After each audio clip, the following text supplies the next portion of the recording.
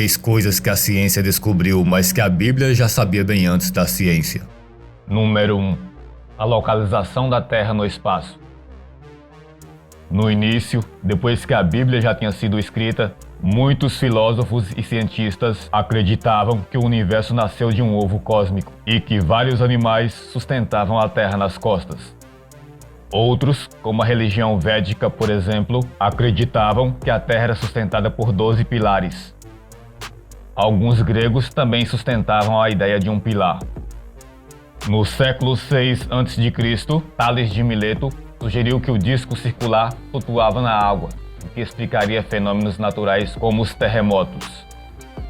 No mesmo século, Anaximandro sustentou a ideia de que a Terra estava suspensa sobre o vazio e flutuava no ar sem nenhum suporte.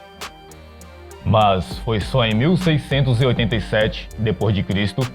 que cientistas como Isaac Newton descobriu que a Terra estava suspensa sobre o nada. Mas e a Bíblia? O que a Bíblia diz? Bem antes de Anaximandro do século 6 a.C.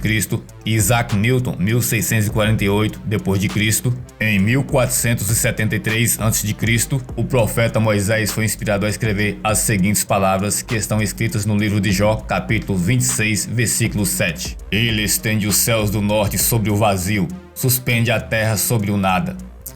Ou seja, a Bíblia já explicava que a Terra estava suspensa sobre o nada. Número 2. A descoberta que a Terra é redonda. No início das descobertas, muitos povos acreditavam que a Terra era plana. A visão de uma Terra plana era comum, por exemplo, na Grécia Antiga, na Índia, na China e em muitas culturas indígenas. Os povos antigos da Grécia, do Egito e da Mesopotâmia acreditavam que a Terra era um enorme disco rodeado por água. E foi apenas no século 6 a.C. que Pitágoras, ou alguém próximo a ele, que sugeriu a teoria de uma Terra esférica. Mas e a Bíblia? O que a Bíblia diz? Por volta de 732 a.C., cerca de 200 anos antes da teoria levantada por Pitágoras, o profeta Isaías foi inspirado a escrever as seguintes palavras em Isaías capítulo 40, versículo 22. Há alguém que mora acima do círculo ou esfera da terra, e seus habitantes são como gafanhotos. Ele estende os céus como um véu fino, e os estica como uma tenda para morar. Número 3. O processo de formação das chuvas e da evaporação da água. Hoje todos sabem que as chuvas são formadas por causa das precipitações da água. A água, quando é aquecida pelo sol ou por outro processo de aquecimento, evapora e se transforma em um vapor de água. Em seguida, esse vapor se mistura com o ar e começa a subir, formando nuvens. Mas essa é uma descoberta recente. Foi apenas em 1783 que o cientista Lavoisier começou a descobrir como acontecia esse processo. Na época, ele descobriu que a água era uma substância formada por 2 elementos, hidrogênio e oxigênio. Naquela época, a água era tida como uma substância simples, ou seja, impossível de se decompor. Nessa mesma época, ele conseguiu transformar a água em vapor e depois fazer a água voltar para o seu estado líquido novamente, em um de seus experimentos. Mas e a Bíblia?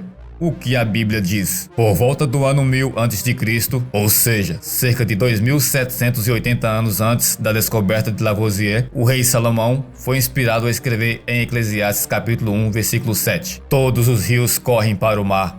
Mesmo assim, o mar não fica cheio. Os rios voltam para o lugar de onde saíram, a fim de correr novamente.